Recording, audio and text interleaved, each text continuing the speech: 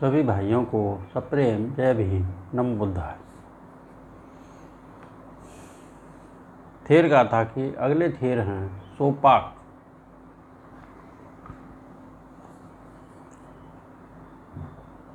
चांडाल कुल में उत्पन्न जब वे केवल 4 महीने की थे तो उनका पिता गुजर गया। चाचा ने उनका पालन पोषण किया।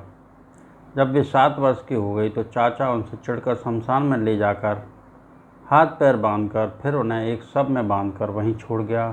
सोपाक लाचार हो वहीं रोते रहे। महाकारुणिक भगवान बुद्ध की करुणा दृष्टि उन पर पड़ी। भगवान ने उनका उद्धार कर प्रवज्जित किया। परम शांति को पाने के बाद सोपाक स्टीफन ने उसे लक्ष्य करके यह उदान कहा।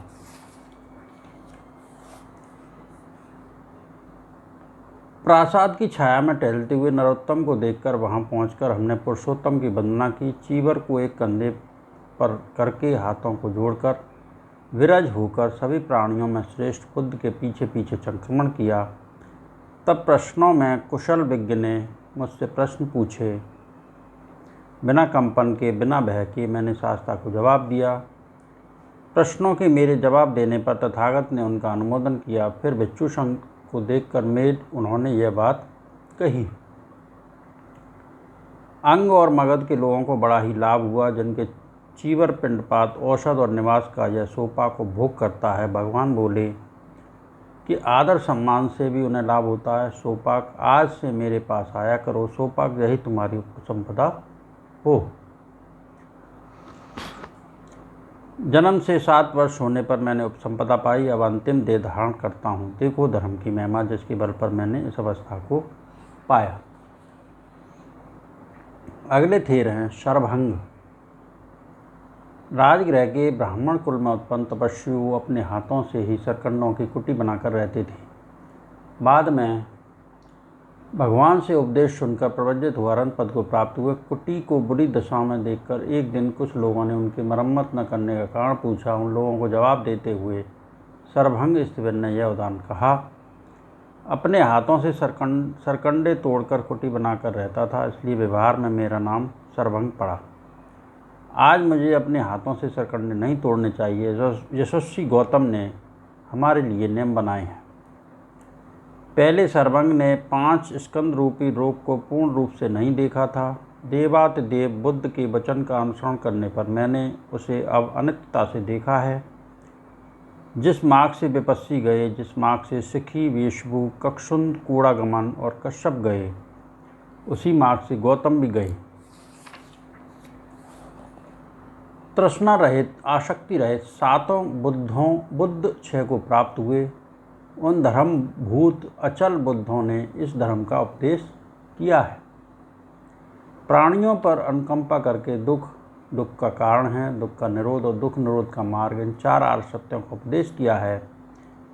इनकी साधना से संसार का अनंत दुख समाप्त हो जाता है। इस ज्ञान से जीवन के रहते हुए गंभीर साधना से इस काया में अंदर बाहर से छेदन भेदन कर विकार मुक्त हुआ और अब मेरे लिए दूसरा जन्म नहीं।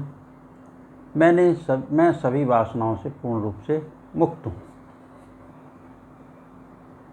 अगला है 8वां निपात 23वां वर्ग। इसमें पहले थेर हैं महाकच्चायन।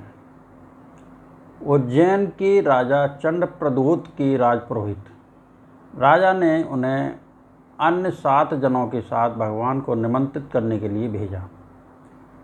भगवान से उपदेश सुनकर 8 जने प्रवज्जित होकर अरहंत पद को प्राप्त हुए। बाद में कच्चायन ने राजा का संदेश सुनाया। भगवान ने यह कहकर कच्चायन को भेज दिया कि तुमसे राजा की अभिलाषा पूरी होगी। कच्चायन स्टीफन ने उज्जैन जाकर राजा को उपदेश देकर उसे भगवान का उपासक बनाया। एक दिन कच्चायन ने बाहर के कामों में व्यस्त कुछ भिक्षुओं को देखकर यह उपदेश दिया। साधारण व्यक्ति बहुत से बाहरी कामों में एक साथ न उलझे, ऐसी प्रवृत्ति का त्याग करे। सांसारिक सुख के लिए प्रतिकूल उद्यम के लिए प्रयत्न न करे। जो सांसारिक सुख के लिए उत्सुक है वह वासना में लिप्त होकर ही रह जाता है। फलस्वरूप वह यथार्थ सुख देने वाले अर्थ से वंचित रह जाता है। कुलों में जो वंदना और पूजा होती है वह बिच्छू के लिए कीचड़ के समान है, इसलिए ज्ञानियों ने उसे पंख कहा है।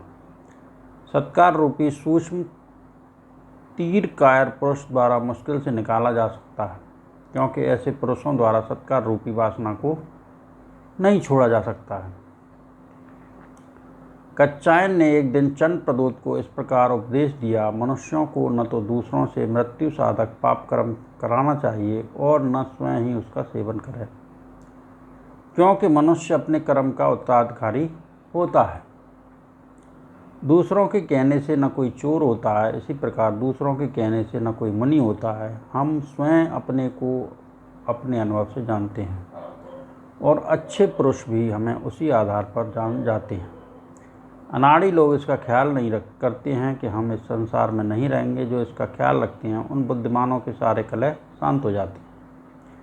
यदि किसी प्रज्ञावान का धन नष्ट हो जाए तो भी वह जीवित रहेगा, और यदि किसी के पास धन है परंतु वह प्रज्ञा से लाभान्वित नहीं होना जानता, तो वह धनवान होकर भी अस्मायिक मृत्यु को वरण कर सकता है। कानों से सब कुछ सुना जाता है, आँखों से सब कुछ देखा जाता है। धैर्यवान पुरुष को चाहिए कि वह आँखों से देखकर और कानों से सुनकर जो अनुभूति करता है उसकी उपेक्षा न करे। चक्षुमान होने पर भी अंधे की भांति हो, श्रोतवान होने पर भी बधिर की भांति हो, प्रज्ञावान होने पर भी मूक की भांति हो, किंतु जब अर्थ लाभ की बात आती है तब उस पर चौकन्ना हो जाता है। जो क्रोध रहित, वैमनस्य रहित, सटता रहित है और जो चुगली रहित है, वैसा बिच्छू कभी परलोक में शोक नहीं करता। अर्थात वैसा बिच्छू इस काया में और वह जगत में शोक संतप्त नहीं होता। अगले थेर हैं सिरमित। राजगृह के धनी परिवार में उत्पन्न, प्रवर्जित हो अरहंत पद को प्राप्त एक दिन कुछ बिच्छुओं को उपदेश देते हुए सिरमित ईश्वर ने यह उदाहरण कहा। जो बिच्छू क्रोध रहित है, वैमनस्य रहित है, सटता रहित है, चुगली रहित है और सदा संयत इंद्रिय वाला है, वह परलोक बहिर्जगत में भी शोक नहीं करता। जो बिच्छू क्रोध रहित है, वैमनस्य रहित है, सटता रहित है, चुगली रहित है और कल्याण का स्वभाव का है, वह परलोक व्यवहार जगत में भी शोक नहीं करता। जो बिच्छू क्रोध रहित है, वैमनस्य रहित है, सटता रहित है, चुगली रहित है और वह कल्याण मित्र है, वह परलोक में शोक नहीं करता। जो बिच्छू क्रोध रहित, वैमनस्य रहित, सटता रहित, चुगली रहित और कल्याण प्रज्ञ है, वह परलोक में शोक नहीं करता। तथागत में जिसकी श्रद्धा अचल है, सुप्रतिष्ठित है, जिसका शील कल्याणकारी है, जो आर्य पुरुषों द्वारा प्रशंसित है, जो संग में श्रद्धा रखता है, जिसकी धर्म दृष्टि ऋजु सरल है, वही सफल कहा जाता है और उसका जीवन दरिद्रता से परे है। इसलिए बुद्ध के शासन का स्मरण करता हुआ मेधावी, श्रद्धाशील, संपन्न साधक प्रसन्नता और धर्म साधना के मार्ग पर तत्पर हो जाए। इसी कड़ी में अगले थेर हैं महापंथक। राजगृह में एक सेठ की लड़की को उसी के दास से उत्पन्न पुत्र भगवान के पास प्रवज्जित हो परम पद पाने के बाद आयुष्मान पंथक ने यह उदाहरण गाया। जब मैंने प्रथम बार अभय शास्ता को देखा तो मुझे उन श्रेष्ठ पुरुष के दर्शन होते ही धर्म संवेग की अनुभूति हुई, वैराग्य उत्पन्न हुआ। यदि कोई घुटने टिकाकर हाथ जोड़कर शास्ता भगवान बुद्ध की आराधना कर प्रणाम करे तो भी वह अपने उद्देश्य की पूर्ति नहीं कर सकता जब तक वह साधना कर अपने मन को शुद्ध न करे। तब मैं पुत्र और स्त्री एवं धन और धान त्याग कर सिर मुड़ाकर घर से बेघर हो प्रवज्जित नहीं हो जाता। शिक्षा और शुद्ध आजीविका से युक्त हो, इंद्रियों से संयत हो, संबुद्ध को नमस्कार करता हुआ अपराजित हो मैं बहरने लगा। तब मुझे यह संकल्प, यह अभिपत होने की चेतना उत्पन्न हुई कि तृष्णा रूपी तीर को बिना निकाले मैं मुहूर्त भर भी नहीं बैठूंगा। इस प्रकार बहरने वाले मेरे दृढ़ पराक्रम को देखो। मैंने धर्म साधना के बल पर ही 3 विद्याओं को प्राप्त किया है और बुद्ध शासन को पूरा किया है। मैं पूर्व जन्म को जानता हूँ। अब मेरे दिव्य चक्षु विशुद्ध हैं। मैं अनंत हूँ, दक्षार हूँ, पूर्ण रूप से मुक्त हूँ और वासना उपाधि रहित हूँ।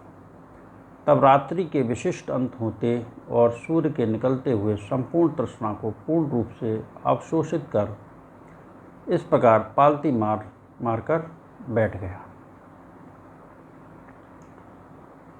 आज मैंने जिन थेरों के उदान कहे, उसके प्रताप से सबका मंगल हो, सबका कल्याण हो, सबकी स्वस्थ मुक्ति हो, सबकी दुखड़ी दूर हो, सभी सुखी रहें, सभी सुखी रहें, सभी सुखी रहें।